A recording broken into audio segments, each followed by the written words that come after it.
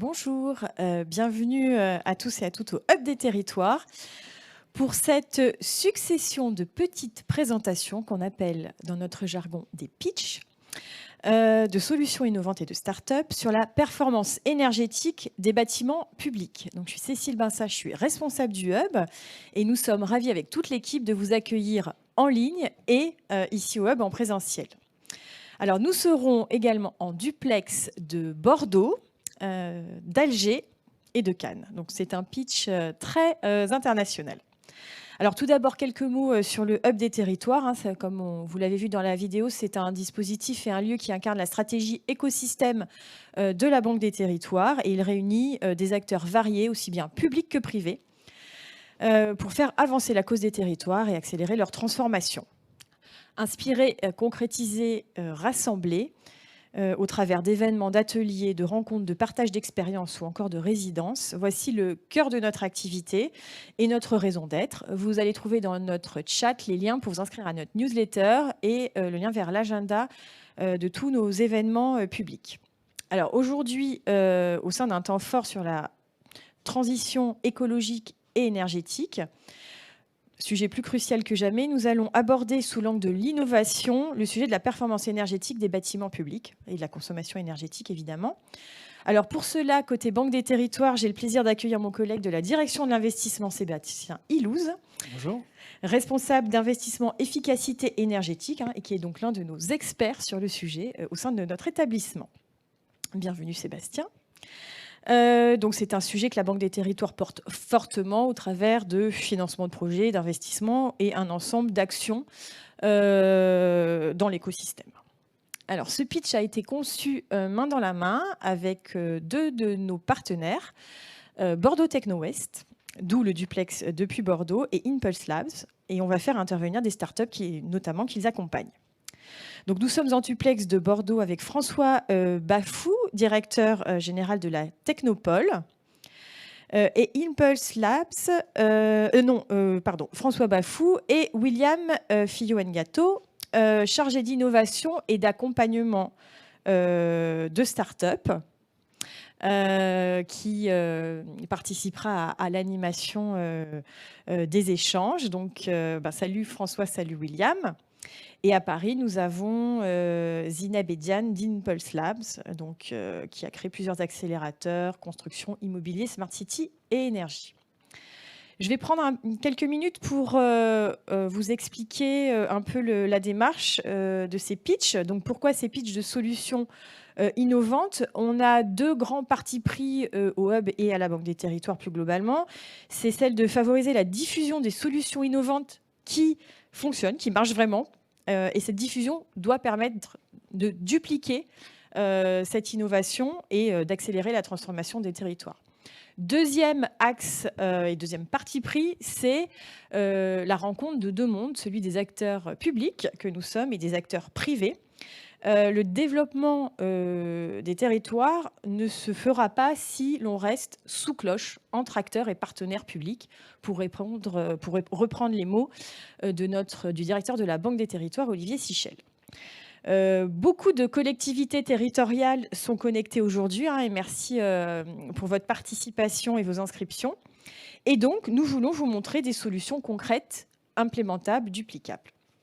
Alors, est-ce que ces sujets sont vraiment adaptés aux collectivités? Vous pouvez vous poser la question de l'autre côté de votre caméra, de votre écran. Eh bien oui, nous traitons aujourd'hui de 6 sujets clés pour la gestion des bâtiments d'une collectivité. En outre, nous avons tenu, en regard des pitchs de start-up, à faire témoigner des clients collectivités pour que ça constitue vraiment un retour d'expérience pour vous et que vous en voyez les usages. Donc notre objectif face à la multitude de solutions innovantes que vous pouvez voir sur le marché, que l'on peut vous proposer, c'est de vous apporter un décodage de ce secteur, de vous donner des exemples et que vous voyez sur quel champ concret cela peut s'appliquer. Comment a-t-on sélectionné ces startups? Alors, ces startups ont été identifiées avec nos partenaires de référence qui ont une très bonne vue du secteur et une très bonne vue de ces entreprises, puisqu'ils les accompagnent. Ce sont Bordeaux Techno West et Impulse accompagnent, accélèrent ces startups. Nous avons également 2 sociétés dans lesquelles la Banque des Territoires a investi de façon minoritaire. Et donc, voilà, ce sont les filtres que l'on a appliqués. En revanche, pour que le contrat de rédaction soit bien clair, le contrat de lecture, nous n'apportons pas de garantie sur ces sociétés. Elles évoluent comme elles le souhaitent, sont autonomes dans le déploiement de leur stratégie et de leur offre, et connaîtront, comme toute entreprise, les différents cycles de vie d'une société. Aujourd'hui, on va vous faire témoigner 6 startups, et bien entendu, il en existe une multitude d'autres que vous pourrez trouver notamment sur l'annuaire Smart City de la Banque des Territoires. 400 startups sont référencées, dont une dizaine dans le secteur de la rénovation énergétique. Le lien va être indiqué dans le chat. Et pareil, pour les entreprises accompagnées par Bordeaux Techno West ou l'écosystème de start-up d'Impulse, voilà, ça peut constituer un vivier plus large. Et bien entendu, il y a plein d'autres sources et plein d'autres entreprises qui peuvent vous accompagner sur ces sujets. Voilà, donc après avoir posé ce cadre et cette dynamique de pitch que l'on va faire plus fréquemment au Hub, on envisage d'autres sujets dans les mois qui viennent. Et on va essayer de faire un pitch mensuel. Après cette introduction, je laisse donc la parole à François depuis Bordeaux. À toi, François. Bonjour, donc François Bafou, je suis le directeur général de Bordeaux Techno West. Alors, Bordeaux Techno West, comme l'a dit Cécile, nous sommes une technopole, c'est-à-dire un outil d'accompagnement de projets innovants, de start-up.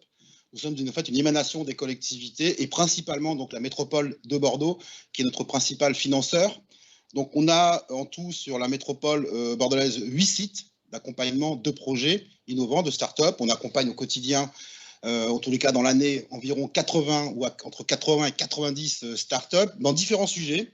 Bien entendu, l'aéronautique, le spatial, la défense, le commerce connecté, mais aussi, et c'est le sujet d'aujourd'hui, le bâtiment et l'énergie. Et nous avons pour ça 2 sites dédiés spécifiquement. On est à La Place aujourd'hui, ça s'appelle le site La Place, où c'est justement, ce bâtiment est justement dédié à tout ce qui concerne l'énergie. Et puis nous avons un autre site sur une commune limitrophe dans la métropole, mais en périphérie de Bordeaux, à Saint-Médard-en-Jalles exactement, qui s'appelle Copernic. Et là, on est plus sur la partie bâtiment intelligent. Voilà, donc des 2 thématiques, bien entendu, se recoupent.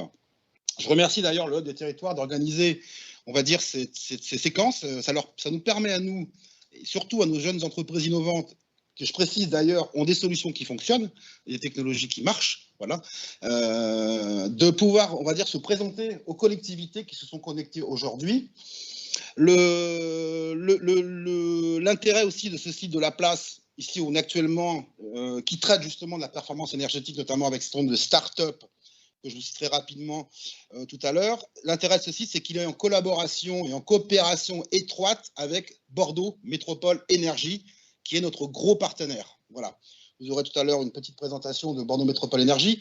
Donc l'intérêt, c'est justement d'avoir des solutions déjà éprouvées, en tous les cas des startups qui développent des solutions et qui peuvent aussi les tester avec notre partenaire BME.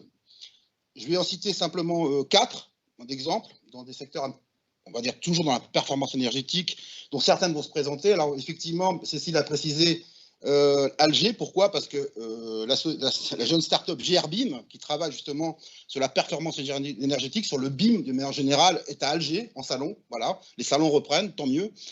Nous avons aussi la start-up qui s'appelle i2Spot, qui va travailler sur le monitoring, on va dire, instantané de la performance énergétique du bâtiment. Eh bien, i2Spot, lui, est à Cannes, en salon. Il va se connecter, il est connecté aussi.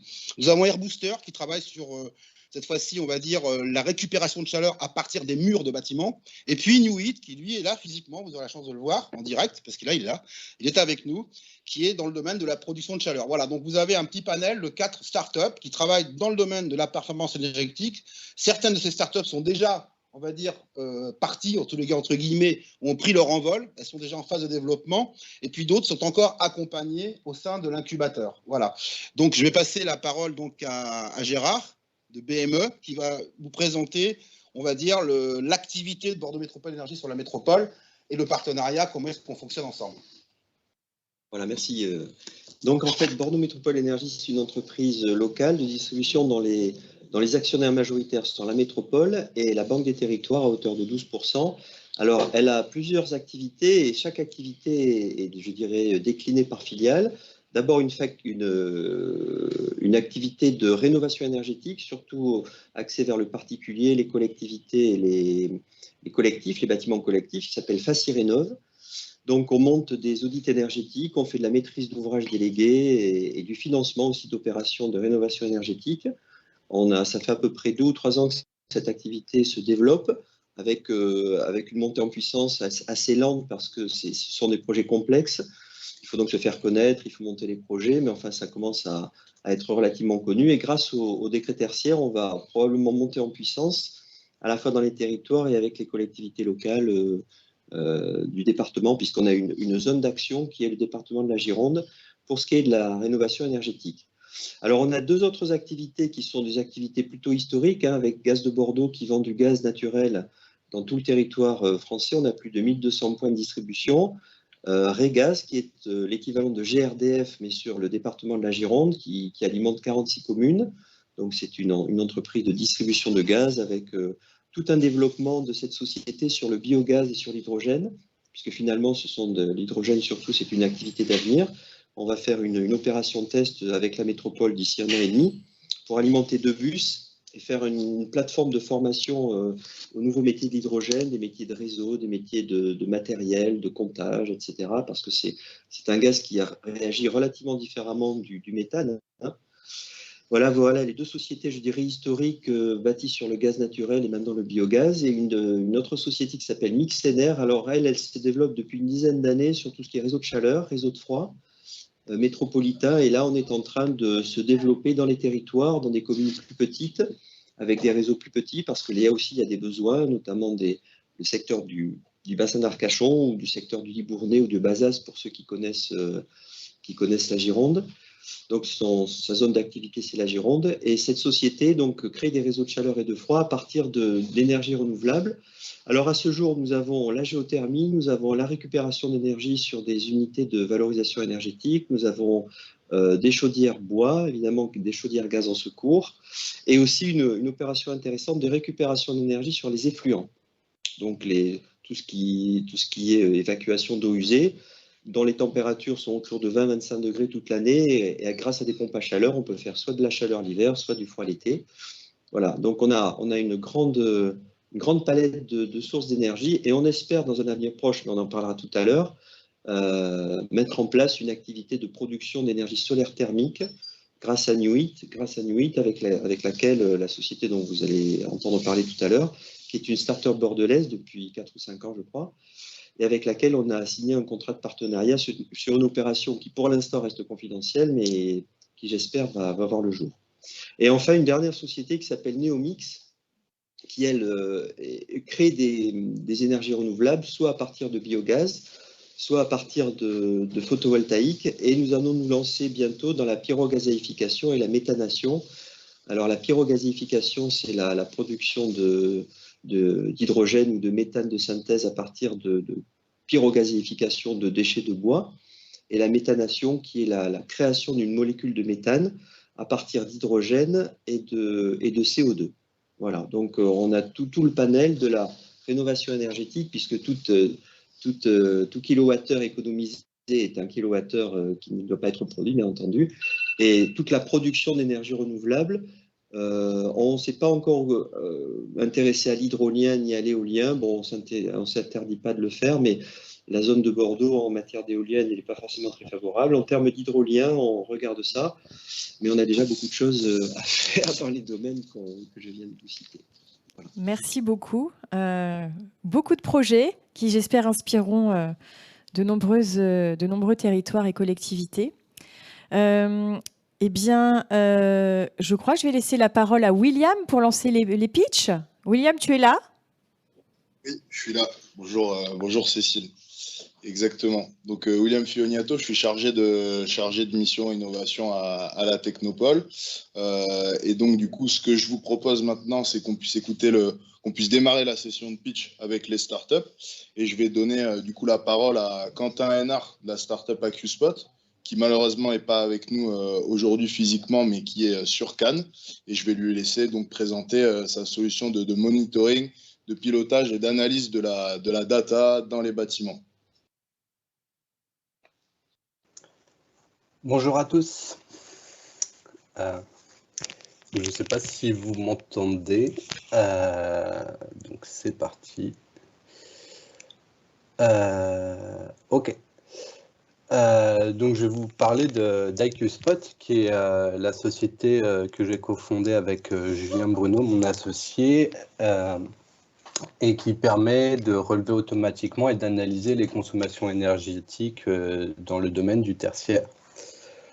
Donc cette solution, elle part du constat que dans l'immobilier On ne France... vous entend plus. Ah, est-ce que vous m'entendez? Tout à fait. Ok, donc je reprends. Donc, est-ce que vous avez entendu que je vais vous parler d'AccuSpot, donc une solution de monitoring des consommations énergétiques dans les bâtiments, et notamment dans le tertiaire, car le tertiaire, c'est une source importante d'économie. Ça représente 33%, ça représente un quart des surfaces construites en France, mais ça représente environ 33% des consommations. Et donc, en fait, on est parti du constat que dans l'immobilier tertiaire, très peu des consommations sont connues. Environ 95% des bâtiments sont peu ou pas équipés de solutions de monitoring des consommations. Et c'est un gisement important d'économie d'énergie. Du coup, pour pallier à ce problème, on s'est dit que l'important, c'était de faire remonter les consommations, quel que soit le type de fluide, sur une même plateforme. Et donc, pour ça, on utilise des capteurs sans fil qui sont très simples à installer, qui ne consomment très peu de batterie, donc ils n'ont pas besoin d'être alimentés, et qu'on va venir installer sur les compteurs. Pensez à un Linky sans coût d'installation élevé et que l'on peut mettre sur n'importe quel type de compteur. Et du coup, ces capteurs vont nous faire remonter les données sur une même plateforme. Et grâce à cette plateforme dans le cloud, vous pouvez voir sur n'importe quel navigateur ou application mobile, enfin terminal mobile via notre application, les données de consommation de vos bâtiments, de votre parc de bâtiments, et recevoir des alertes en temps réel dès qu'un seuil est franchi, un seuil que vous aurez préalablement configuré ou pas d'ailleurs, puisqu'on a des définitions de seuil intelligentes. Et donc, toutes ces... ouais, donc ça, l'immobilier en France, je suis passé rapidement dessus. Et donc, toutes ces remontées de données, ça permet notamment de contrôler les consommations de son bâtiment et de faire beaucoup d'économies, environ 15 à 20% pour un coût d'installation très faible et sans faire de travaux. Donc je ne sais pas si on peut avancer un petit peu dans les slides. Donc ça c'est le slide qui présente rapidement la solution, voilà les bénéfices. Ce qu'on peut dire, c'est que le ROI est très rapide. Généralement, on fonctionne sous forme d'abonnement, donc soit tout compris, c'est-à-dire qu'on a des équipes qui vont venir installer les capteurs dans vos bâtiments, s'occuper de la maintenance, etc. Et donc là, c'est un abonnement tout compris en fonction du nombre de mètres carrés supervisés. Ou alors, on a aussi une solution qui, en général, intéresse plus les collectivités. Les collectivités se chargent de gérer eux-mêmes leur parc de capteurs et où, par contre, elles peuvent faire remonter les données des capteurs sur notre plateforme Et dans les deux cas, le ROI est très rapide. Bien sûr, l'abonnement est adapté. Et ça permet de vraiment de tout centraliser à la fois en termes de fluide, mais aussi d'avoir une interface unique pour tous les prestataires de la vie du bâtiment. Et depuis, on avait commencé avant le confinement, mais ça a pas mal évolué avec la pandémie de Covid. On propose également de suivre la qualité de l'air et le confort au sein des bâtiments, ce qui intéresse de plus en plus de nos clients. Et donc, on a ces données-là de qualité de l'air et de confort, donc température, humidité, taux de CO2, sur la même plateforme. Donc, si on va y avoir un témoignage client après, et d'ailleurs, je les remercie pour cela. Mais pour illustrer rapidement ce que ça veut dire pour une collectivité d'utiliser IQ Spot, on va prendre l'exemple de Grand Poitiers, qui est notre premier client de collectivité historique. Et en fait, ils ont équipé la solution IQ Spot sur des gymnases, des salles des fêtes, sur une école maternelle et sur des bureaux administratifs, sur l'office du tourisme également.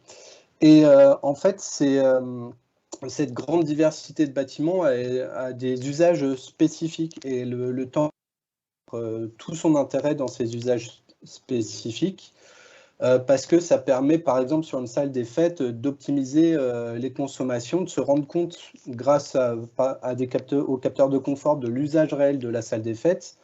Et par exemple, si la salle des fêtes n'est jamais utilisée le week-end ou au contraire n'est jamais utilisée la semaine, de programmer des réduits quand elle n'est pas utilisée et de faire des économies. Et un autre exemple en image de ce qu'apporte l'application, c'est que si la collectivité se connecte sur notre application en ligne depuis n'importe quel navigateur, elle voit ses courbes de consommation.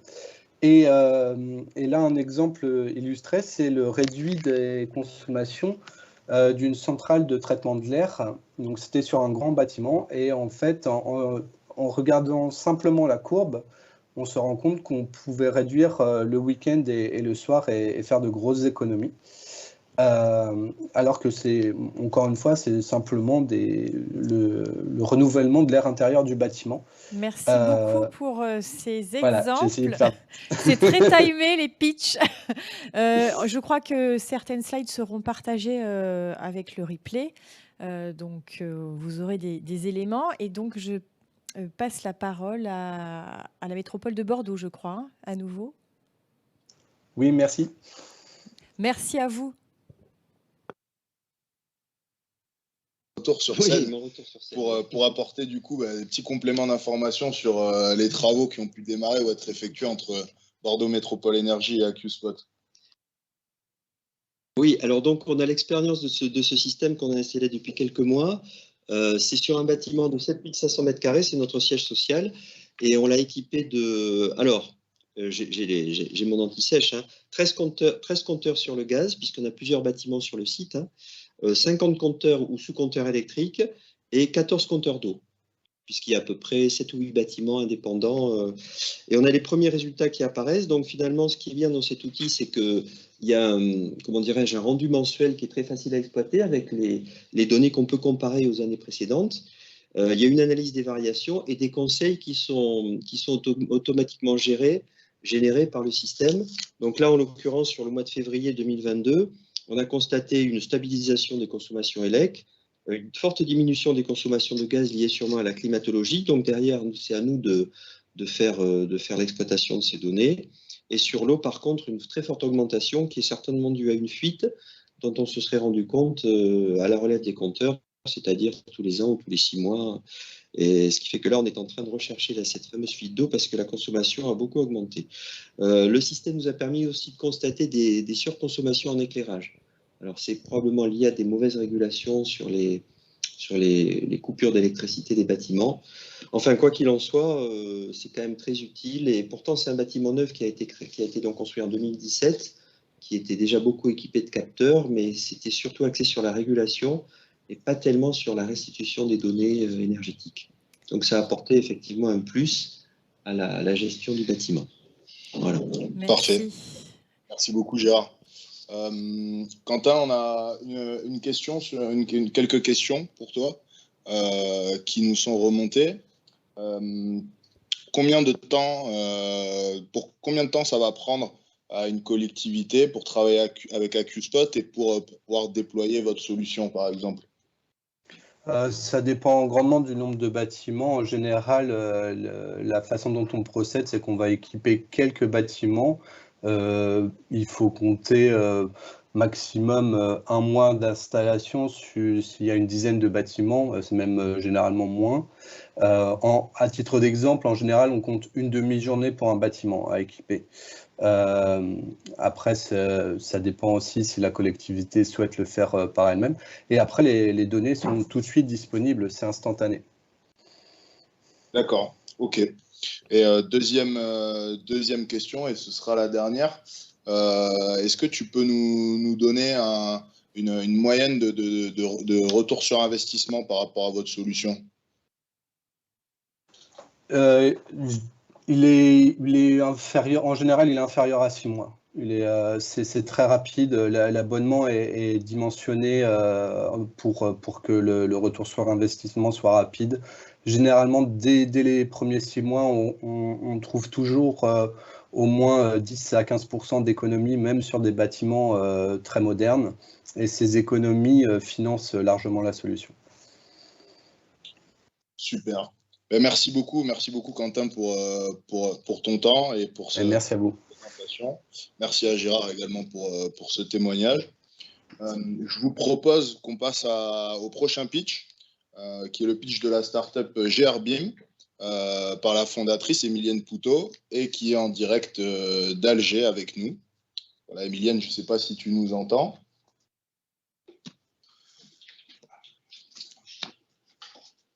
Allô, Émilienne?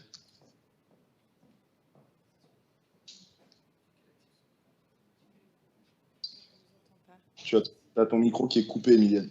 Oui, mais pardon, je pensais que c'était vous qui aviez la main. Pardon. Pas de souci. Parfait. Bonjour, Émilienne. Bonjour à tous. Alors, je te vois, William, et je vois 2 personnes devant. Je ne sais pas à qui je m'adresse, en fait. Bon, on va faire comme ça. C'est le Hub, Sébastien et Cécile de la Banque des Territoires. Bonjour et merci d'intervenir depuis Alger. Oui, non, c'est avec grand plaisir, il n'y a pas de souci. Je suis dans un salon avec une ambiance sonore très spécifique au salon. J'espère que vous allez pouvoir m'entendre. Est-ce que Olivier Audy du département est connecté? Est-ce que tu es là, Olivier? Il ne m'a pas répondu, donc je suis désolée. Peut-être vous pouvez commencer votre pitch et puis on va activer le micro pour le témoignage ensuite. Il n'y a pas de souci. Est-ce que, William, c'est toi qui diffuse mon support du coup? C'est vrai, c'est le Hub des Territoires qui diffuse ton support. Pas de souci. D'accord, bon, alors du coup, j'attends. Il est où mon support? Parce que je voudrais parler en même temps que mes slides, pardon, ça serait plus cohérent.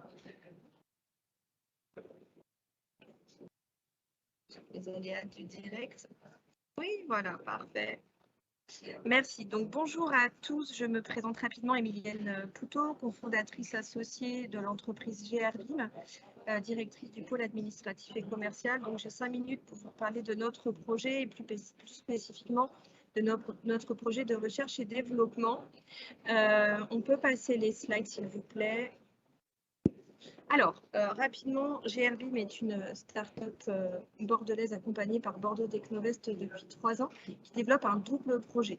Un premier projet de service, comme vous le voyez à l'écran, sur les phases de programmation, conception, construction et livraison, sur lequel nous accompagnons l'ensemble des professionnels du bâtiment, maîtrise d'ouvrage en particulier, sur des missions d'AMO, d'assistance à maîtrise d'ouvrage en BIM, de BIM manager, de modélisation 3D et de formation BIM.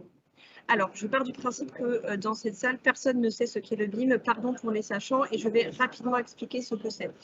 Donc, le BIM, c'est un processus collaboratif qui rassemble l'ensemble des acteurs du bâtiment à l'acte de construire et d'entretenir. On va se parler de gestion, exploitation et maintenance autour d'un nouveau livrable qui est la maquette numérique, donc le plan en 3D le plan BIM du bâtiment qui a cette particularité de contenir de l'information. Donc nous avons la data graphique, cette fameuse 3D, mais aussi la data technique alphanumérique qui peut être une donnée d'ordre technique, structurel, une épaisseur de mur et un nom d'entreprise, un lien URL, une notice technique, etc. Parallèlement à cette activité de service, comme vous le voyez également à l'écran, nous développons une solution dédiée à la GEM, gestion, exploitation et maintenance des bâtiments, pour permettre aux maîtres d'ouvrage, aux gestionnaires de patrimoine et aux syndics de copropriété d'optimiser leur gestion, exploitation, maintenance par la maquette numérique, qui en fait va être le cœur de notre système, et d'engager par là une démarche de transition énergétique et environnementale. Slide suivante, s'il vous plaît. Alors rapidement, ça c'est notre équipe. On a commencé l'aventure à 2 avec Jean-Baptiste, qui est architecte de formation. On est aujourd'hui structuré en 3 pôles. Un pôle administratif et commercial, un pôle de développement avec 3 développeurs que sont Aurélien, Antoine et Joris, et un pôle de production qui donc produit les maquettes numériques et les missions de BIM management et d'assistance à maîtrise d'ouvrage qui sont Camille, Rémi et Adrien. Alors, le constat, c'est ça qui va nous intéresser, c'est pourquoi créer une solution BIM dédiée à la GEM et à la T2E. Parce que le constat est sans appel, le bâtiment a un rôle à jouer dans la transition énergétique. Il est responsable de près de la moitié de la consommation d'énergie nationale en France, comme dans beaucoup de pays. C'est le cas aujourd'hui en Algérie, on en parle depuis 2 jours, et il est responsable de 25% des émissions de gaz à effet de serre. En fait, il faut pouvoir doter les gestionnaires de patrimoine d'outils leur permettant de piloter ces données énergétiques et environnementales. Slide suivante. Le constat qu'on fait aujourd'hui, c'est que le BIM aujourd'hui est plutôt bien adopté en France, mais majoritairement sur les phases amont à la GEM, c'est-à-dire qu'on fait du BIM pour mieux concevoir, pour optimiser le chantier et pour, on va dire, livrer dans les temps. Ça permet de construire plus vite, un peu mieux et relativement moins cher. Et j'insiste sur le relativement parce qu'en fait, les économies, c'est sur la phase de gestion, exploitation, maintenance qu'elles se font. Cette phase GEM, c'est 75 à 80% de la vie du bâtiment. C'est donc sur cette phase que se concentrent les principaux enjeux. Des enjeux économiques, parce que le bâtiment à entretenir, c'est entre 5 et 10 fois son coût de construction, et des enjeux environnementaux, parce que c'est aussi sur les 50, 60, 80 ans de vie du bâtiment qu'on va pouvoir piloter les données énergétiques notamment, et pouvoir avoir on va dire un champ d'action pour diminuer ces consommations d'énergie.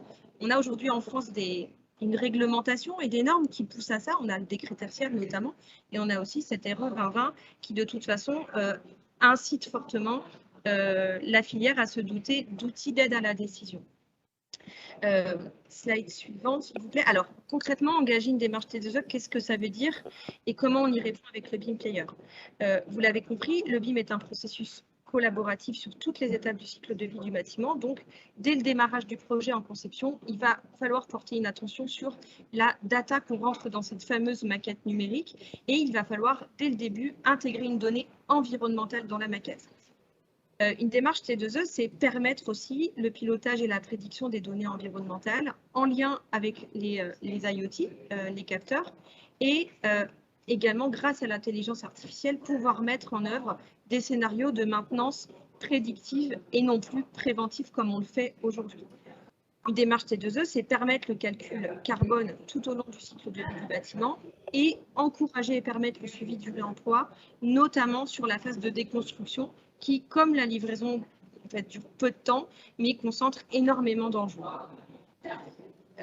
Slide suivante, s'il vous plaît. Il vous reste un peu moins d'1 minute, mais je vous laisse. Olivier est là. Est-ce que vous avez réussi? Il est là, Olivier? Alors, oui. Du coup, je préfère, sur cette minute, donner la parole à Olivier. Il y a aussi 2-3 minutes pour notre témoin par la suite. Ah, d'accord, c'était au total. Donc, on peut revenir sur la slide précédente, pardonnez-moi. Du coup, j'étais parfaitement dans les temps. Alors, cette solution BIM, en fait, va permettre cette continuité numérique une fois le DOE BIM livré. Le principe, c'est de remettre l'humain au cœur de la gestion-exploitation du bâtiment. En fait, nous, on fait une promesse, c'est d'intégrer l'usager à la déclaration d'incident pour permettre une suivi de la donnée, une réactualisation de la donnée tout au long de son cycle de vie. Le principe, c'est doter, par exemple, le corps enseignant dans les collèges, dans les lycées, dans les universités, le personnel soignant dans les hôpitaux, qui ont des caractéristiques techniques spécifiques, de les doter d'une solution qui leur permette d'activer un bouton quand il y a une problématique, parce que ce qui coûte cher, en fait, c'est pas tellement le désordre du bâtiment en lui-même, c'est son délai de prise en charge, en fait. On a un désordre, on ne sait pas tellement qui prévenir, on ne sait pas comment prendre en charge ce désordre, et finalement, c'est la question du délai qu'il faut améliorer. Grâce au BIM Player, c'est un des cas d'usage que l'on vient améliorer. À l'écran, vous avez en haut l'exemple d'un collège et en bas l'exemple d'un bâtiment tertiaire qui appartient au Crédit Agricole. En fait, vous pouvez constater que ces bâtiments, on les reconnaît plutôt facilement. Le principe, c'est aussi l'esthétique du bâtiment. Quand on reconnaît l'environnement dans lequel on doit agir, on est capable, par exemple, en amont, de préparer une intervention sans avoir à se déplacer sur site plusieurs fois pour savoir si concrètement, il faut une échelle, il faut une certaine typologie de matériel pour prendre en charge le désordre. Donc, déjà, on est dans une démarche d'économie carbone. Voilà pour le principe, parce que je n'ai pas trop de temps pour aller plus dans le détail, donc je souhaiterais qu'Olivier puisse témoigner. Oui, bonjour. Merci Amélienne. Pour ma part, je suis conducteur d'opération au sein du département de la Gironde et chef de projet sur une opération de restructuration d'un immeuble. C'est l'exemple qui est mis sur la slide, d'un immeuble tertiaire de 8 niveaux. Qui se nomme la Tour Aquitaine et qui est en face du siège du département de la Gironde en plein centre-ville de Bordeaux. La démarche BIM au département de la Gironde est une histoire assez récente et nous menons actuellement plusieurs opérations en BIM de niveau 2 pour la construction des collèges, notamment. Et ça dans le cadre de marchés globaux. Au sein de la direction de patrimoine dans laquelle je travaille, nous gérons environ 1 million de mètres carrés d'actifs immobiliers, pour vous donner un ordre d'idée à peu près de la surface dont on dispose et que l'on a à gérer surtout. Et au niveau organisationnel, ça nous permet de conduire aussi, l'organisation des services nous permet de conduire en fait complètement des projets loi MOP, style loi MOP, dès la phase conception, mais aussi d'assurer par nous-mêmes un certain nombre de missions d'exploitation et de maintenance sur nos propres bâtiments. Aujourd'hui, avec Émilienne et puis Jean-Baptiste, on est très très heureux de collaborer avec eux pour la mise en place d'un BIM complet. On a signé un contrat il n'y a pas très longtemps là-dessus, sur cette opération qui va être une opération pilote et qui va permettre aussi de travailler sur le BIM, ce qu'on appelle le BIM GEM, c'est-à-dire gestion, exploitation, maintenance. Grâce à la solution dont a parlé Émilienne, et en l'occurrence le BIM Player. Cette méthodologie BIM permettra progressivement au département, dans le cadre de sa GEM, de rationaliser ses coûts grâce à une prise en charge plus rapide et complète des désordres lors des interventions de nos différents collègues ou sous-traitants, d'optimiser le bilan carbone, c'est ce dont parlait Émilienne tout à l'heure, sur l'acte de construire, en analysant bien sûr beaucoup plus finement nos projets grâce à la maquette numérique, d'assurer une connaissance exhaustive de nos actifs immobiliers, y compris sur l'historisation des interventions, de fiabiliser l'interopérabilité et puis la continuité de la donnée numérique, qui est un vrai sujet dans le cadre du BIM, et la méthodologie que l'on propose permet de clarifier énormément de choses vis-à-vis de ça, et notamment d'avoir ce qu'on appelle un même conteneur de données, et puis d'optimiser la gestion des actifs grâce à une meilleure réactivité de nos déclarations d'incidents, parce qu'on a quand même pas mal de déclarations d'incidents sur un patrimoine, comme je vous l'ai cité, d'1 million de mètres carrés. Voilà. Et puis enfin, voilà, renforcer notre politique de sobriété énergétique, parce que vu la crise énergétique que l'on vit actuellement, c'est aussi un très gros sujet. Grâce à la mise en place d'IoT, là aussi ça fait partie des solutions qui sont intégrées dans le BIM Player. Le process BIM mis en place donc, sur ce démonstrateur, qui s'appelle la Tour Aquitaine, est un gage d'une petite révolution numérique dans nos habitudes de travail. On n'a pas trop l'habitude de travailler pour l'instant dans ce cadre-là. Et ça va être, il va y avoir un gros travail d'accompagnement au changement. La mise en œuvre conjointe de ce process sur de nouveaux projets, parce qu'on en gère à peu près des nouveaux projets, on en gère environ 25 par année, permettra la fiabilisation d'une infrastructure humaine et technologique. On a des collègues qui commencent juste à prendre la mesure de cette révolution technologique et on veut vraiment la promouvoir au sein de notre direction. Voilà, donc ça, en clair et en synthèse, on commence un chemin qui va être très long et qui va être progressif, qui touche à la fois la direction du patrimoine, mais qui va toucher aussi d'autres directions. Je vous ai parlé de la direction des collèges, mais il existe de nombreuses directions qui assurent en partie des missions de maîtrise d'ouvrage. Donc, on ira progressivement sur le BIM. Donc, on mettra en œuvre le BIM sur l'ensemble de ces directions à très long terme, peut-être à 10 ans. Voilà. Merci. Merci beaucoup. Merci à vous pour ce témoignage. Merci à Émilienne pour nous avoir raconté votre solution de BIM et nous avoir ici expliqué le BIM de façon très pédagogique.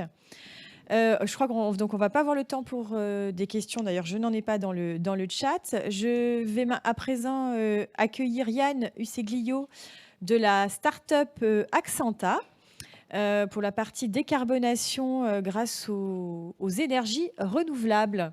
Donc, Yann, je vous laisse la parole. Bonjour à tous, merci. Donc, je suis Yann, effectivement, je suis directeur marketing d'Axanta et puisqu'aujourd'hui on est réunis pour parler de performance énergétique des bâtiments publics, eh bien moi j'aimerais vous parler du chauffage parce que le chauffage c'est l'éléphant dans la salle de la transition énergétique puisque on constate que c'est le plus gros poste de consommation énergétique des collectivités et à l'échelle nationale pour tous les bâtiments français, ça pèse de l'ordre de 2/3 des consommations énergétiques et près de 80% des émissions de gaz à effet de serre dans les bâtiments. Et donc, c'est le sujet à traiter en priorité.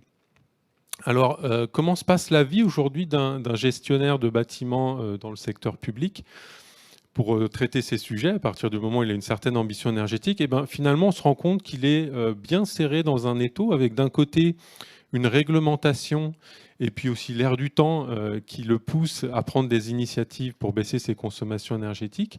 Et puis de l'autre côté, eh bien, la palette de technologies et de processus qu'il a à sa disposition, eh bien, c'est une palette qui est un petit peu datée. Elle n'a pas changé depuis des décennies.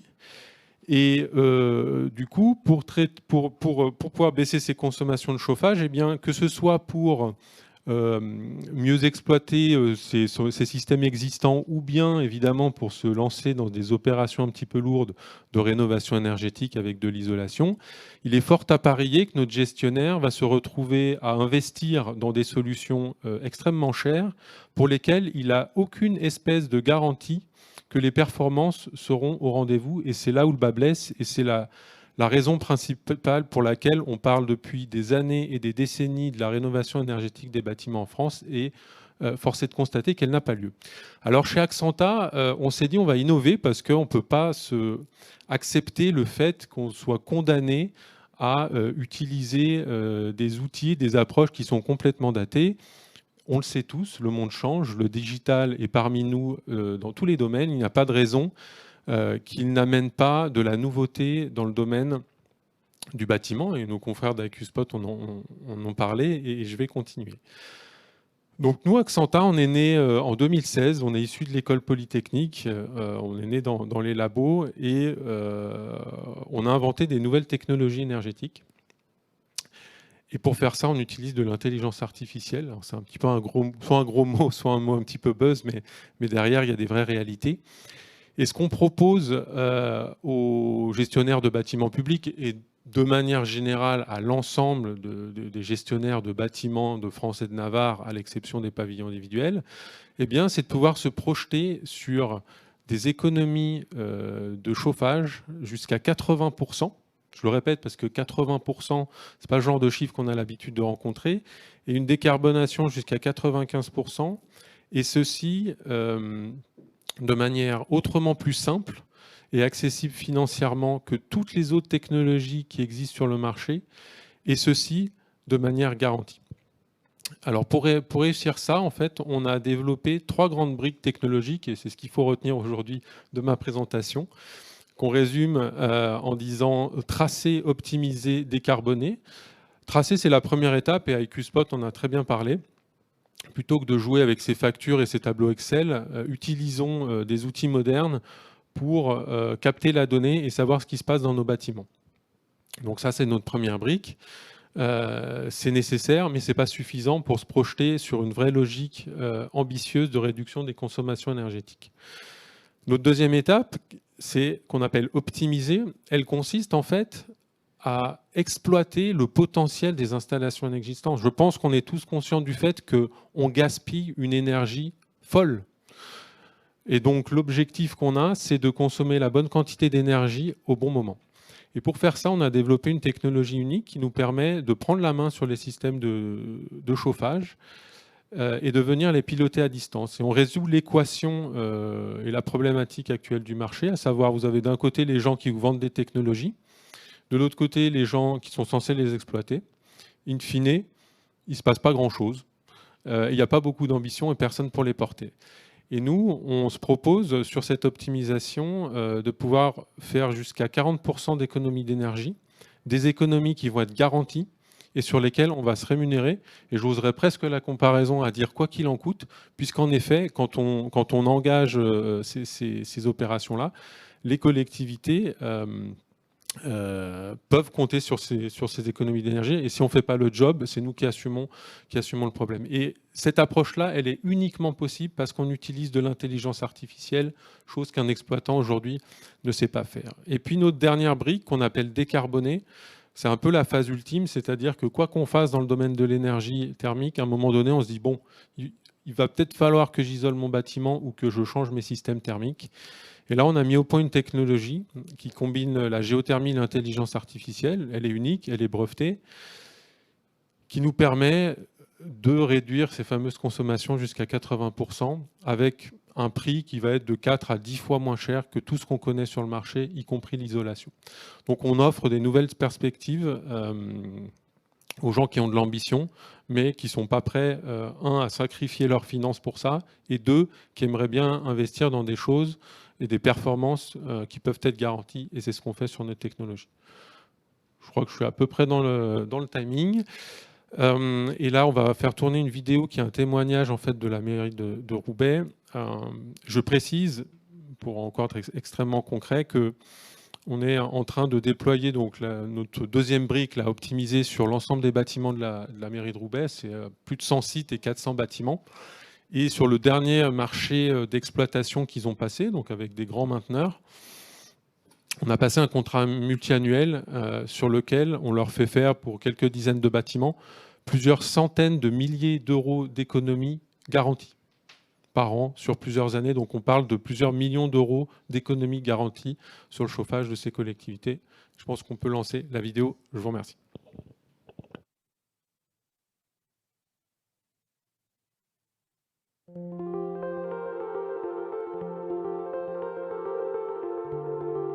La ville de Roubaix a mis en place un dispositif d'expérimentation avec les startups dans le cadre de sa démarche de ville intelligente, de Smart City. L'objectif, c'est de commencer petit, voir grand et aller vite. Nous avons expérimenté la solution EFI Pilote au sein de l'école Lucie Aubrac. Nous avons obtenu des résultats très positifs, 25% d'économie au sein de cette école. Les consommations ont fortement baissé sur le bâtiment et du coup nous avons décidé de le déployer sur 65 autres bâtiments de la ville dans le cadre d'un budget d'accélération de la transition énergétique. Nous avons déjà équipé le musée et la piscine.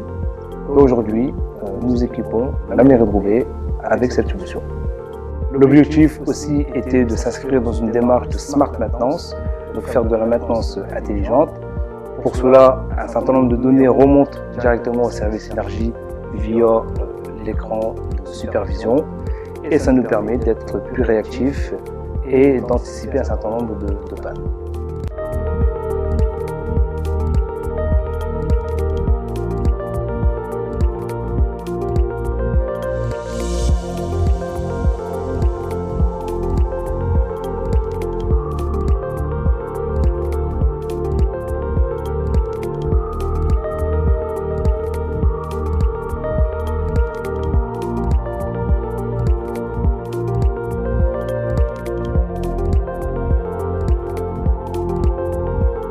Donc aujourd'hui, on consomme mieux et on est plus efficace dans notre maintenance.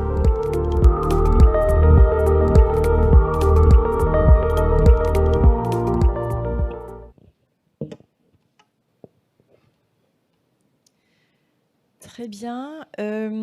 Alors, nous avons une question dans le chat. Peut-on développer le dernier point qui concernait la géothermie et l'IA? C'était un petit peu technique. Oui, je vais le faire. C'est de le faire simplement. En fait, c'est une solution assez élégante, dirons-nous, qui vient résoudre l'équation historique de la chaleur renouvelable. C'est-à-dire que on va venir produire la chaleur et le chauffage finalement dont on va avoir besoin l'hiver. On va venir le produire l'été, c'est-à-dire quand les conditions sont optimales, quand on peut utiliser de l'énergie renouvelable, et on va venir stocker cette énergie dans le sous-sol, dans le sol, hein, littéralement, grâce à des sondes géothermiques, pour pouvoir le réutiliser l'hiver. Et l'intelligence artificielle intervient sur la conception, c'est-à-dire que nos algorithmes sont capables en quelques minutes de comparer des milliers d'options de dimensionnement, chose qu'un humain ne saurait pas faire, si bien que le coût de notre géothermie n'est pas égalé par les autres technologies de géothermie, puisqu'on optimise l'investissement grâce à ça. Et ensuite, l'intelligence artificielle, elle intervient également sur l'exploitation, parce qu'il ne s'agit pas seulement de fournir la technologie. Comme je vous l'ai dit, on s'engage sur les performances. Et donc, l'intelligence artificielle va apprendre du bâtiment, va anticiper les conditions d'exploitation, de manière à faire tourner le système de manière optimale en permanence, en consommant le moins d'énergie possible, en émettant le moins de carbone possible et en coûtant le moins cher possible. Voilà.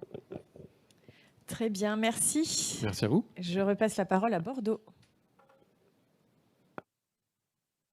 Je suis accompagné de Hugues de Fréville qui est avec nous, fondateur de la société Newit, qui travaille sur la récupération de la chaleur.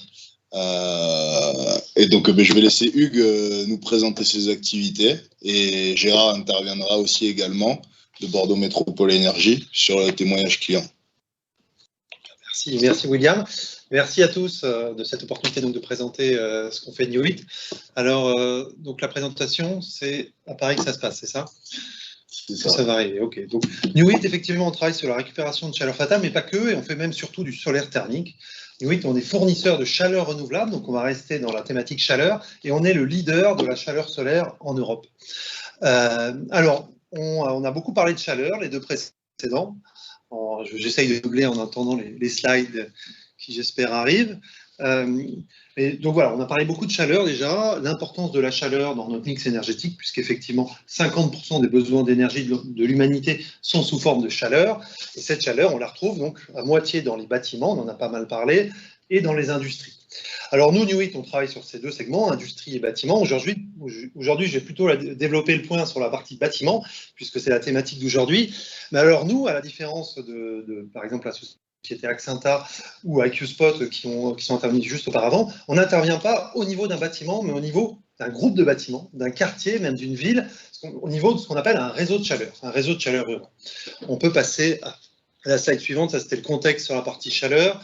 Donc alors, qu'est-ce qu'on fait de Newit? Newit, donc, quand on dit qu'on est un producteur de chaleur renouvelable, déjà, de quoi on parle en termes de chaleur renouvelable? Aujourd'hui, Newit, on se focalise sur des technologies de chaleur renouvelable les plus vertueuses qui sont sans intrants, sans combustion. Donc, notamment, on ne va pas travailler sur des sujets de biomasse ou de biogaz, comme ça peut exister.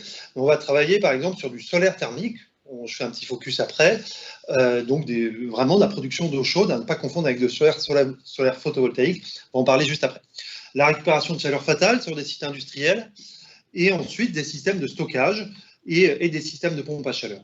Donc, notre modèle, Newit, est d'investir nous-mêmes dans ces centrales de production de chaleur pour vendre l'énergie à nos clients et en l'occurrence au réseau de chaleur urbain qui consomme cette chaleur-là. Donc, c'est vraiment ce modèle de producteur où on va nous-mêmes développer, concevoir les centrales, les construire et ensuite les exploiter sur la durée après les avoir financées. On peut passer à la slide suivante. Alors, bon, là, pareil, je vais aller assez rapidement. Ça a été un peu dit précédemment, mais effectivement, la thermique la grande différence entre le thermique et l'électricité, c'est que la thermique, c'est plus compliqué. Il y a des sujets de température, il y a des questions de flux, de débit, et donc ça nécessite un savoir-faire technique assez pointu, en particulier quand on bosse dans les process industriels ou par exemple des réseaux de chaleur urbains qui sont à chaque fois spécifiques. Donc voilà, aujourd'hui on est 25 personnes chez Nuit, et il y en a une quinzaine qui travaillent sur des sujets de R&D, d'ingénierie des procédés, de thermique énergétique. Alors passons à la slide suivante, pour rentrer vraiment plus dans le concret, que ce soit plus parlant. Donc quand on parle de solaire thermique, je vais revenir un peu dessus. Vraiment, il faut oublier le solaire photovoltaïque. C'est deux technologies complètement différentes qui sont basées sur des phénomènes physiques complètement différents. Le photovoltaïque permet de transformer l'énergie solaire en électricité. Là, on va produire de l'eau chaude. Un capteur solaire thermique, et les technologies les plus courantes, les capteurs plans qu'on voit en haut à gauche dans cette slide, c'est une simple tôle noire qui chauffe au soleil et à l'arrière duquel on va faire circuler de l'eau dans par exemple un serpentin en cuivre et on va chauffer cette eau. Donc c'est vraiment simple, c'est basique, on va faire de l'eau chaude. La complexité, c'est de faire des grandes centrales de ce type-là, de plusieurs milliers de mètres carrés, plusieurs hectares, plusieurs mégawatts de puissance, plusieurs millions d'euros d'investissement, et de faire en sorte que l'eau chaude qu'on produit correspond aux besoins de notre client, le réseau de chaleur, en termes de température, de disponibilité, et ainsi de suite. Passons à la slide suivante. Et donc, on le voit bien dans nos sujets, le principe de stockage est extrêmement important. Alors auparavant, avec la société Axinta, on a parlé d'un type de stockage, le stockage par sonde géothermique, qui est également un sujet sur lequel nous travaillons. On a aussi nos propres algorithmes qui nous permettent de stocker cette chaleur-là. Basiquement, sur toutes nos centrales, on va à minima stocker la chaleur sur 2 à 3 jours de production, puisqu'effectivement, le solaire, on va surtout produire en journée. Hein. La nuit, on va peu produire, alors que le réseau de chaleur a besoin d'énergie déjà sur la partie nocturne. Mais également, on a des systèmes de stockage saisonniers. Et ça, je pense que ça, c'est vraiment une nouveauté qu'on propose depuis quelques mois à nos clients, qui nous permettent effectivement de stocker entre les saisons, c'est-à-dire en période estivale, avec beaucoup de solaire, on va charger les stockages, donc soit via des sondes géothermiques, soit, et c'est peut-être plus intéressant dans le réseau de chaleur urbain, pour une question surtout de température, on va chauffer des grandes masses d'eau, ce qu'on appelle du stockage en fosse. Donc là, il faut imaginer un trou d'1 hectare et de 20 mètres de fond, ça fait 200 000 mètres cubes d'eau qu'on va chauffer à 90 degrés l'été, et qui l'hiver va chauffer la ville située à proximité. Donc dans la slide suivante, et je pense que c'est la dernière, et je vais plutôt... ou alors les deux suivantes. Passons directement à celle d'après. Ça, c'est effectivement nos références, et je voudrais faire un focus sur une qui va peut-être plus parler à tout le monde et intéresser les auditeurs aujourd'hui. C'est donc l'une de nos centrales sur réseau de chaleur qu'on a mis en service l'année dernière. Donc Nuit, aujourd'hui, on a 4 centrales en exploitation, dont celle-là sur un réseau de chaleur sur la ville de Narbonne. Donc il s'agit d'une des plus grandes centrales solaires thermiques de France. Il y a 3000 m² de capteurs solaires thermiques qui viennent chauffer les réseaux. Donc on est sur un réseau qui fonctionnait uniquement à la biomasse l'hiver, et qui l'été, la biomasse arrivant à son minimum technique, la chaufferie biomasse s'arrêtait, ne pouvait pas fonctionner, et donc le gaz prenait le relais. Donc là, on brûlait énormément de gaz, d'une provenance qu'on peut imaginer venant de l'Europe de l'Est, et avec cette centrale solaire thermique, on va effacer toute cette consommation de gaz en période estivale.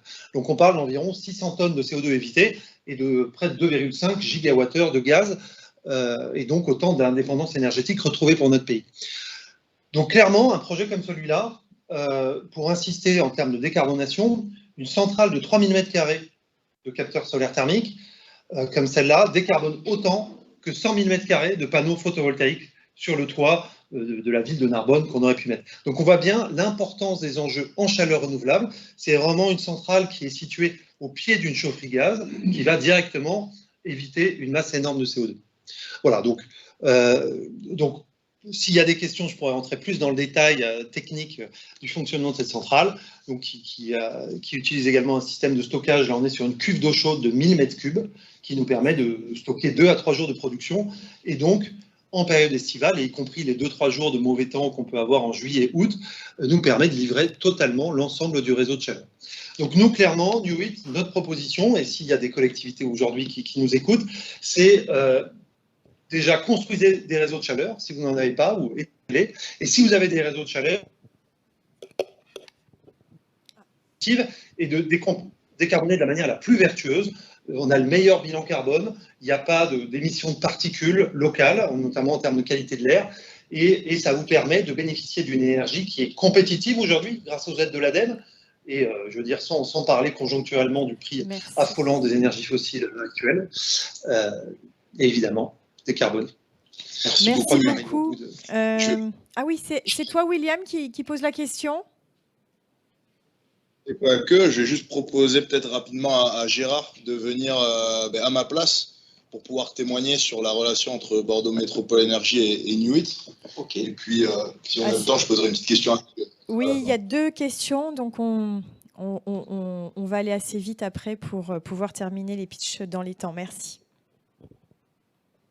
Oui, alors donc on a commencé à rencontrer Newit il y a à peu près 3-4 ans, et depuis 6 mois maintenant, on est sur un projet assez confidentiel de production d'énergie solaire thermique sur un réseau de chaleur, puisque nous aujourd'hui on gère 4 grands réseaux de chaleur sur la métropole bordelaise, et on est tout à fait convaincu par la solution de solaire thermique pour plusieurs raisons. D'abord parce que c'est ce que disait Hugues à l'instant, c'est que finalement c'est une énergie qui est totalement décarbonée. Ensuite, c'est une énergie il a fait les calculs, donc on peut vous le certifier. On a vu les installations qui fonctionnaient. Donc, nous, on avait déjà l'expérience de flotte solaire, mais au niveau solaire individuel ou solaire collectif depuis une quinzaine d'années, donc on sait que ça marche bien. Ensuite, au niveau des tarifs proposés, ils sont extrêmement compétitifs par rapport au gaz, sans même parler des prix actuels, mais des prix d'il y a 6 mois ou il y a 8 mois, ça restait compétitif. Et ce sont des installations qui ont des durées de vie très longues, de plus de 20 ans, donc des coûts de maintenance qui sont tout à fait maîtrisés.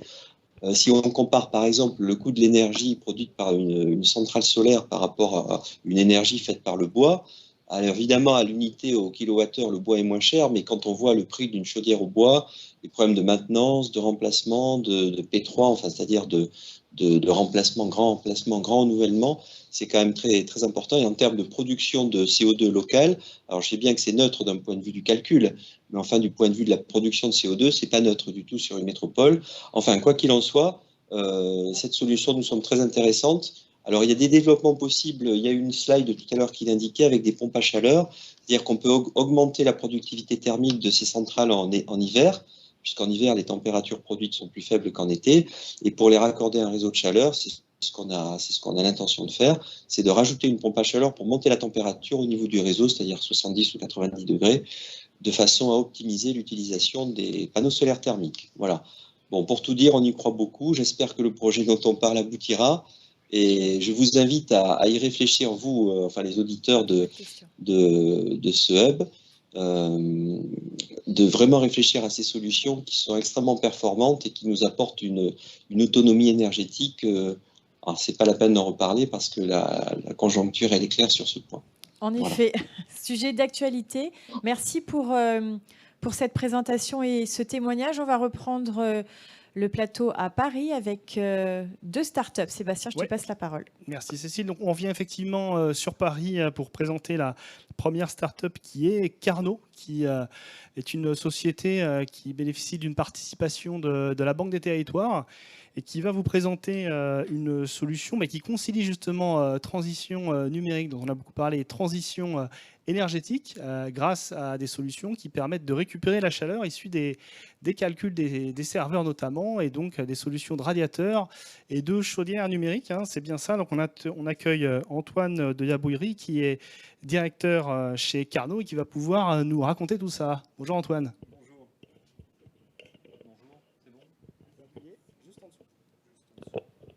Oui, c'est mieux. Bonjour, merci et merci de me donner l'occasion de m'exprimer sur Carnot. Alors effectivement, l'activité de Carnot, c'est récupérer, là aussi, comme Newit, récupérer la chaleur fatale, mais cette fois-ci la chaleur fatale du calcul informatique. Et comment on fait? Tout simplement, vous avez tous un ordinateur, certains sont même sortis, et quand vous travaillez, un ordinateur, ça chauffe. Et donc cette chaleur, elle est dite fatale puisqu'elle est perdue. Et l'idée de Carnot, ça a été de récupérer cette chaleur pour la rendre utile là où il y a des besoins. Et comment faire? Alors, Ce qu'il faut comprendre, c'est que Carnot, à la base, nous sommes des informaticiens spécialisés dans le calcul haute performance. On est actif depuis 2010 et on a pour clients des banques, des studios d'animation, des centres de recherche qui font énormément de ce qu'on appelle du calcul intensif, calcul haute performance. Ce calcul haute performance dans des établissements bancaires classiques qui sont effectués dans le cloud. La réalité du cloud, c'est évidemment pas les nuages, c'est des data centers qui consomment énormément d'énergie. À la fois pour faire fonctionner les serveurs et pour les refroidir, et qui doivent gérer un déchet qui est la chaleur. Et cette chaleur, généralement, elle est dégagée aux petits oiseaux. C'est justement cette chaleur que nous, on va récupérer et valoriser. Et plutôt que de construire un gros tuyau entre un data center et un bâtiment, on a choisi de dispatcher les data centers directement dans les bâtiments. Donc, initialement sous la forme de radiateurs, comme ça a été dit. Donc ça, c'était nos premiers projets déployés. On a équipé des collectivités, des bailleurs sociaux avec nos radiateurs pour chauffer les pièces. Donc des radiateurs qui s'apparentent à des radiateurs électriques classiques, qui sont branchés à l'électricité, mais ils ont la particularité d'être connectés à Internet et d'embarquer des microprocesseurs à l'intérieur. Et quand l'utilisateur final demande une température, eh bien, on pousse du calcul informatique via Internet sur les microprocesseurs à l'intérieur du radiateur. Les microprocesseurs vont travailler, ils vont faire exactement la même chose qu'en data center. Ils vont dégager de la chaleur. Et cette chaleur, au lieu de partir aux petits oiseaux, elle est du coup diffusée dans la pièce où se trouve le radiateur. Et puis, dans un second temps, on a fait la même chose avec des chaudières, ce qui nous permet, j'y reviendrai, d'augmenter nos capacités aussi et d'aller vers de plus nombreux sites à déployer. Les chaudières, c'est exactement le même principe. On va se concentrer cette fois-ci sur l'eau chaude, donc la production d'eau chaude. Et donc, on va avoir des petits modules de chaudière qui font 1 mètre de hauteur, 1 mètre de profondeur et 35 cm de large, pour vous donner à peu près les dimensions. Donc, c'est à peu près grand comme cette table. Et l'idée, c'est qu'à l'intérieur, il y a aussi des microprocesseurs, c'est connecté à Internet.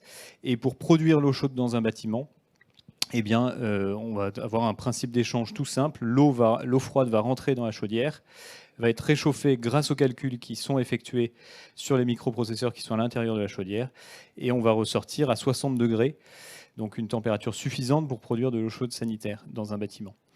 Alors, comment on fonctionne, nous, Carnot, en termes de modèle économique, et quel calcul on envoie sur ces chaudières? Tout simplement, notre modèle repose sur 2 pieds. Donc, d'un côté, vous l'avez compris, le bâtiment dans lequel on va s'inscrire. Et d'un autre côté, on a des clients calcul. Donc aujourd'hui, on travaille avec les 4 principales banques françaises. On travaille beaucoup avec les studios d'animation également, animation 3D. Donc le dernier film des Mignons, Les Mignons 2, qui va sortir en juillet, a été entièrement rendu sur notre infrastructure de chaudière. Et on travaille, comme je disais, avec des centres de recherche. Récemment, on a signé avec la Fondation Imagine, par exemple, pour la recherche sur le génome. Et donc, toutes ces entités consomment du calcul. Et plutôt que de l'envoyer sur des data centers, elles vont l'envoyer sur l'infrastructure de Carnot, donc les chaudières, et ça va permettre de chauffer des bâtiments. Ça va permettre également de, évidemment, apporter du calcul vert pour ces entités, puisque, évidemment, les banques, les studios, etc., tous ceux qui calculent, qui consomment de l'informatique sont de plus en plus challengés sur évidemment l'empreinte carbone de l'informatique qu'ils consomment. Et du côté du bâtiment, on est aussi sur un modèle économique particulier, puisqu'on va demander à la maîtrise d'ouvrage d'investir donc dans ces chaudières, comme il investirait dans une chaudière gaz classique. Et une fois l'investissement réalisé, c'est Carnot qui va prendre en charge toute la partie exploitation. Donc on va rembourser l'électricité qui est consommée par nos chaudières, on va prendre en charge la maintenance et le remplacement de ces chaudières pendant toute la durée du contrat. Ce qui veut dire que pour une collectivité, il n'y a plus de charge d'exploitation sur la partie eau chaude sanitaire qui est gérée par Carnot, ce qui est un avantage certain quand on sait à quel point les collectivités sont challengées sur leur budget de fonctionnement. Donc elles n'ont que du budget d'investissement à aller chercher et il n'y a plus aucun budget de fonctionnement sur notre outil. Et comment on arrive à faire ça? Tout simplement, puisque on a des clients en calcul en face de chacune de nos chaudières, eh bien, La Société Générale, par exemple, quand elle va calculer chez Carnot, quand elle va louer de la capacité de calcul chez nous, elle va payer évidemment pour l'infrastructure qu'elle utilise, mais également pour l'électricité consommée par cette infrastructure, pour sa maintenance, son remplacement, etc. Et c'est ça qu'on va rétrocéder finalement à notre client bâtiment pour lui permettre de ne plus payer de charges d'exploitation. Alors, historiquement, on se concentre sur l'habitat, je l'ai dit, via les bailleurs sociaux, les promoteurs, les collectivités, les bâtiments communaux. Et puis, de plus en plus, grâce à la chaudière qui nous permet d'aller sur d'autres sites, on se concentre sur des sites de grosse importance, type réseau de chaleur, piscine, industrie. Merci Antoine.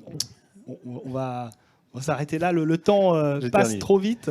C'est ça le principe des pitchs. Et donc, merci de nous avoir présenté cette solution.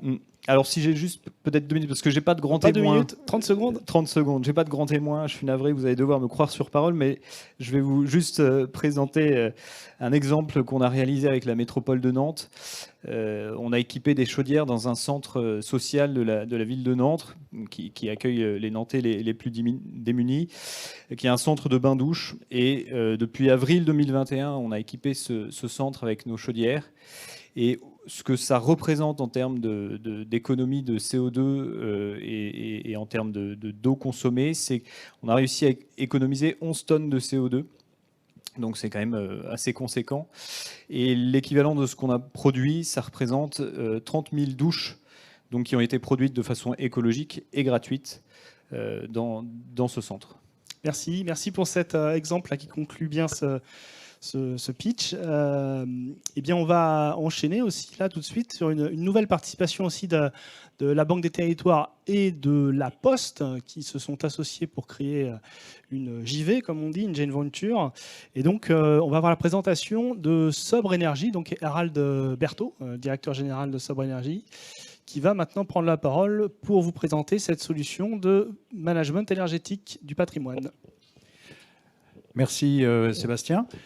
Merci de votre accueil. Je suis ravi de vous croiser ce soir. Et ce qui est formidable, c'est de se voir sans masque, parce qu'on voit enfin des profils complets. C'est tellement agréable. Alors cette photo-là, on va vite la passer parce que ce n'est pas l'objet du jour. Donc Sobre intervient effectivement dans le monde des collectivités territoriales depuis quelques années maintenant. Quelques-uns de nos clients vous pourrez nous aider à témoigner de ce qu'on fait avec eux ces temps-ci. Ce qui est important de noter, en fait, et je trouve que notre après-midi est formidable parce que c'est le foisonnement de plein de solutions qui vont se combiner les unes avec les autres. Toutes sont merveilleuses et l'ensemble de toutes ces solutions, c'est sans doute ça qu'on va pouvoir mettre en œuvre pour aller au bout de la transition énergétique. C'est un peu ce qu'on trouve chez nos clients parce que finalement, chacun a envie de tester des choses. Notre job à nous... Ne pique pas ma conclusion, s'il te plaît, Harald. Désolé, mais les bonnes idées sont faites pour être partagées, n'est-ce pas ? Et donc, en l'occurrence, notre job à nous, c'est plutôt d'accompagner dans une mission d'assistance maîtrise d'ouvrage les collectivités territoriales pour les aider à piloter toutes les solutions qui leur sont proposées par chacun d'entre vous et toutes les belles choses qu'on vient de voir. Donc, évidemment, un vrai problème de collecte des data pour pouvoir mesurer avant, après de quoi est-ce qu'il s'agit, combien a-t-on consommé, comment pouvoir comparer les choses. Des énergie managers qui viennent analyser pour faciliter la prise de décision. Nous sommes un peu prescripteurs dans ce domaine-là. Nous mettons en place des plans d'action pour pouvoir agir et pour pouvoir contrôler le fait qu'on est bien passé à l'action. Et puis ce qu'on fait beaucoup, c'est qu'on communique parce que finalement, toute cette affaire de transition énergétique, c'est aussi un immense boulot de management des ressources humaines dédiées à l'énergie. Et donc, eh bien là, on est dans le domaine de l'engagement et il faut vérifier que toutes les équipes soient capables de participer et surtout aient bel et bien envie de participer. Notre démarche s'adosse sur une plateforme digitale qui permet aujourd'hui de regrouper l'ensemble des données du bâtiment. L'opportunité formidable du décret tertiaire qui se présente ces jours-ci n'est pas une contrainte, c'est l'occasion peut-être de transformer l'essai. Et donc on en a profité pour faire que cette plateforme permette d'être alignée avec toutes les solutions qui sont attendues dès septembre avec le décret tertiaire. Et puis dans les 30 ans qui viennent, où toutes les solutions vues depuis tout à l'heure vont pouvoir être implémentées et suivies grâce à notre plateforme. Alors, on a revendiqué un peu d'expérience sur nos fonds baptismaux. On a de la chance, quelque part. Il y a le groupe La Poste qui a décidé de s'engager dans cette manœuvre depuis déjà de longue date. Évidemment, c'est une expérience un peu rare puisque ce sont près de 10 000 bâtiments qui sont sous pilotage dans le périmètre de Sobre Énergie depuis que nous existons. Et au-delà du fait qu'il y ait 250 000 personnes, il y a aussi 250 000 expériences, de 11 000 bâtiments dans lesquels, une fois, il faudra assister sur du pilotage à distance, poser des capteurs. Et l'expérience d'IQ Spot tout à l'heure est formidable. Le groupe La Poste, ce sont près de 4 000 capteurs IoT qui ont été mis en place. Et pourquoi pas continuer à en mettre ensemble sur ces périmètres-là? Pourquoi pas chercher des solutions de chaleur? Je crois qu'on peut tous collaborer à la même ambition. Et puis donc, c'est l'occasion de montrer que finalement, une fois qu'on a mis en œuvre une démarche assez professionnelle, ben ça marche. Mais pour revenir à nos amis des collectivités, peut-être qu'on peut évoquer quelques situations. Je crois que le temps nous presse, donc je voudrais m'arrêter plus particulièrement sur la ville de Béziers. Béziers, je crois, a une forte sensibilité aussi au niveau de la Banque des Territoires. Ça fait partie de Cœur de Ville, je crois. Et donc, Béziers, c'est une mission qui a été engagée à la fin du dernier trimestre 2021. Le périmètre, c'est 205 sites sur l'ensemble de la commune, enfin de la commune de Béziers. Aujourd'hui, nous en sommes à la collecte globale des données. Il y a déjà une trentaine de sites qui sont engagés dans le décret tertiaire et donc qui sont des sites de taille importante. C'est un projet qui va se développer de manière régulière. C'est un engagement qui est de l'ordre de 3 ans pour nous et c'est la ville de Béziers qui va vous faire part un peu plus de notre expérience. Alors peut-être avant de conclure, si on peut lancer la vidéo de Béziers ils ont eu la gentillesse de nous enregistrer leur témoignage.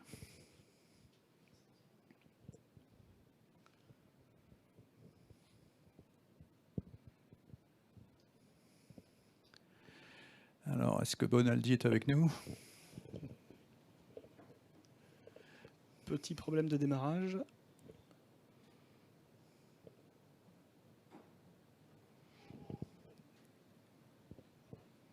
Nous, au niveau de Béziers, donc le bureau des flux est un service qui est relativement récent, avec un turnover des personnels qui s'y trouve, moi y compris. Donc nous avions besoin d'avoir auprès d'experts en termes d'énergie, donc d'acquérir un certain nombre de compétences, et nous attendons effectivement, dans le cadre de ce marché, de pouvoir justement, à travers donc l'application des textes relatifs au décret tertiaire, la mise en œuvre donc des diagnostics et de cette politique donc de maîtrise de l'énergie, une montée en compétence sur notre bureau des flux.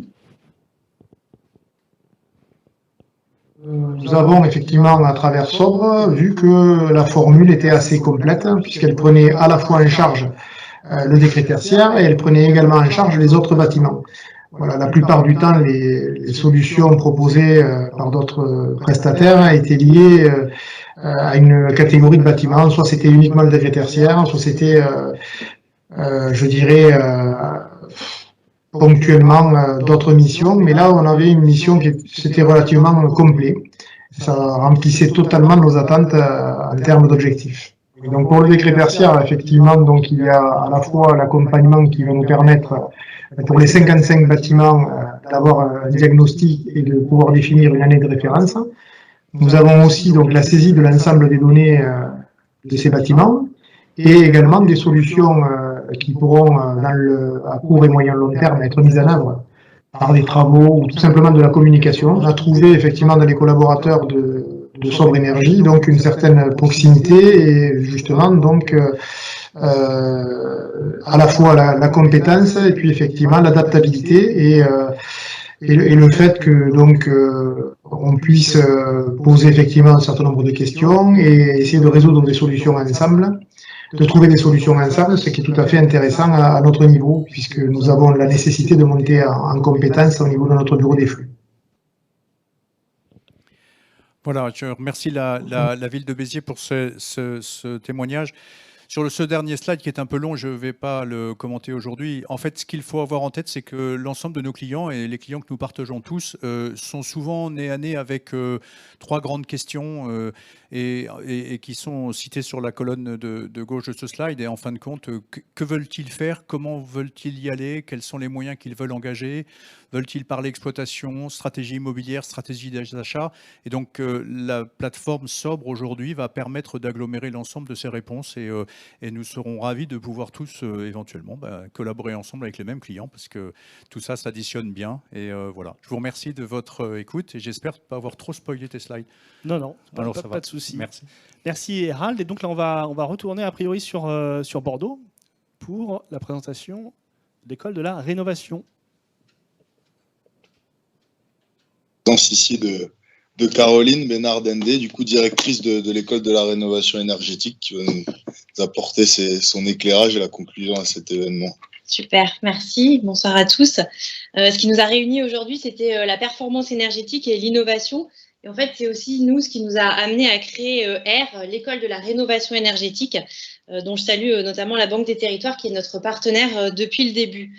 Nous, notre constat, c'est que dans ce secteur qui bouge, notre conviction, c'était que le secteur avait besoin de nouveaux talents pour accompagner cette mutation. Et donc, à R, ce qu'on a décidé de faire, et en tout cas l'innovation qu'on a choisi d'apporter au secteur, c'est d'aller chercher des nouveaux profils, qui sont des profils en reconversion professionnelle, de les former de manière globale à la rénovation énergétique, et ensuite de pouvoir les mettre à disposition des entreprises ou de pouvoir leur permettre de créer leur propre entreprise dans leur diversité et avec la multiplicité des parcours qu'ils ont. Au-delà de travailler sur des parcours en reconversion, on travaille aussi à destination des salariés ou des décideurs du secteur pour accompagner également leur montée en compétences et pour développer des parcours de formation qui sont spécifiques pour eux. Donc nous, notre ADN à R, c'est d'aller chercher les meilleurs professionnels, c'est d'aller mobiliser ces meilleurs professionnels pour qu'ils puissent former soit les personnes en reconversion, soit les salariés qu'on accompagne. Notre ADN et ce qui fait notre différence, c'est aussi le fait qu'on va mobiliser une diversité des talents, une diversité des expériences et on va aussi travailler de manière courte mais intense pour pouvoir arriver à transformer les personnes et à pouvoir les mettre à disposition du secteur. Les premiers résultats qu'on a, puisque ça fait quelques mois qu'on a développé l'école et on a quelques promotions qui sont déjà sorties, les premiers résultats sont des résultats qui sont plutôt très encourageants par rapport aux personnes en reconversion dans l'employabilité et dans le fait qu'elles semblent répondre en tout cas aux besoins du secteur. Et les prochains résultats qu'on espère positifs aussi, c'est d'aller identifier des décideurs et des salariés actuellement en poste qui auraient envie de se former. Et donc pour ça, on a notre offre de formation continue qui va démarrer dans un mois. Donc je ne sais pas s'il y a besoin que j'en dise un peu plus. Peut-être juste vous préciser que sur nos parcours en reconversion, on travaille sur deux types de métiers. Le premier parcours sur lequel on travaille, c'est un parcours à destination de compagnons de la rénovation énergétique, donc des personnes qui vont être amenées à travailler, à mettre en œuvre des projets de rénovation énergétique sur des chantiers. Et le deuxième parcours, c'est un parcours à destination de chefs de projet en rénovation énergétique. Donc là, on travaille sur des personnes qui vont être amenées à concevoir et à piloter des projets globaux de rénovation énergétique. Et à savoir que le métier de chef de projet en rénovation énergétique a été identifié comme un des métiers en tension par France Compétences en 2021 et également en 2022. Donc on a l'impression qu'on est aussi sur un secteur qui est porteur et qui va nous permettre d'apporter au monde de la rénovation énergétique et du bâtiment durable des compétences un peu différentes, un peu nouvelles, un peu diverses, et ça sera notre contribution en fait à la mutation de ce secteur. Merci beaucoup pour cette présentation effectivement de l'école de la rénovation énergétique et puis en même temps cette insistance sur ce besoin effectivement je dirais de maîtrise d'ouvrage et de moyens humains pour mettre en œuvre cette transition énergétique et écologique. On a parlé de beaucoup de solutions, on a parlé de digital, mais il faut aussi effectivement de l'humain pour mettre tout ça en œuvre, et donc c'est à souligner. Alors, juste quelques éléments là que je souhaitais justement souligner à l'occasion de ce hub qui parle de l'innovation et de l'efficacité énergétique des bâtiments. Le premier, c'était rappeler la mission de la Banque des Territoires sur le sujet de la transition énergétique et écologique, et notamment le fait qu'on est là pour vous apporter aussi des solutions bien évidemment des solutions innovantes, mais aussi des solutions sur l'accélération de la rénovation énergétique pour vous apporter avec nos directions régionales notre accompagnement sur l'ensemble des leviers qui sont possibles. Et donc c'est important de se saisir vraiment de l'ensemble des leviers si on veut rentrer dans cette phase d'accélération. Le deuxième message, en lien justement avec l'innovation, c'est qu'il ne faut pas penser que l'innovation, c'est nécessairement destiné aux grandes métropoles et à quelques collectivités de taille extrêmement importante. Alors, je ne suis pas en train de vous dire que toutes les solutions sont bonnes à exploiter, mais vous trouverez nécessairement, en fonction de votre problématique, de votre besoin, de votre taille et de vos moyens, là où les solutions innovantes qui vont vous permettre d'avancer, d'accélérer dans votre projet. Et ça, je pense que c'est le sens de ce hub des territoires sur l'innovation et la rénovation énergétique, c'est de s'appuyer sur cette accélération pour pouvoir conduire à bien vos projets. L'autre point, dernier point que je voulais souligner, c'est que la Banque des territoires vous propose un parcours lié à la rénovation énergétique de vos bâtiments pour les collectivités, que vous pouvez bien évidemment trouver tout ça sur le site de la Banque des territoires, de manière à pouvoir vous accompagner sur l'identification en matière de consommation énergétique, de surface, de prise de décision, donc l'ensemble des étapes qui constituent ce parcours de rénovation énergétique qui va vous permettre d'arriver au passage à l'action. Et donc ça fait partie aussi des choses sur lesquelles on souhaite vous accompagner, c'est ce rôle de conseil qu'on a dans les territoires, et donc vous pouvez vous rapprocher de vos directions régionales pour évoquer vos projets de rénovation énergétique. Et puis, le volet est bien évidemment financé. Donc, pour financer l'ensemble de ces rénovations, là sur lequel on a à la fois une offre sur l'investissement avec ce qu'on appelle l'Intracting, donc qui met en place des avances remboursables pour des projets d'efficacité énergétique à temps de retour court. Et puis une offre de prêt qui va aussi vous permettre d'adresser vos opérations plus importantes à temps de retour plus long. Donc voilà, on a un continuum de l'offre qui vous permet de trouver vos solutions en fonction de vos besoins. Et puis on parlait tout à l'heure d'un témoignage d'une ville qui était en action cœur de ville. Eh bien, sachez que dans le cadre des cœurs de ville et du programme 1000 écoles, on va relancer jusqu'au 30 septembre là, ce programme de bonification des aides sur l'ingénierie de manière à pouvoir accélérer la rénovation des bâtiments éducatifs, donc des écoles et l'ensemble des bâtiments qui accueillent des temps scolaires. Donc pareil, sur le site de la Banque des territoires, vous pourrez trouver toutes les informations qui vous permettront d'accélérer vos projets de rénovation énergétique. Nous allons maintenant pouvoir conclure cette séquence et passer au moment de networking, à la fois sur Paris et sur Bordeaux, physiquement, et donc profiter de maintenant cette possibilité qu'on a depuis lundi de pouvoir se réunir en présentiel et pouvoir partager des moments de convivialité. Merci à tous, merci bien évidemment aux organisateurs, merci à Bordeaux Techno West, à l'ensemble des personnes et des chefs d'entreprise qui ont témoigné, et donc au plaisir de vous retrouver dans le cadre de vos projets dans les territoires. Merci.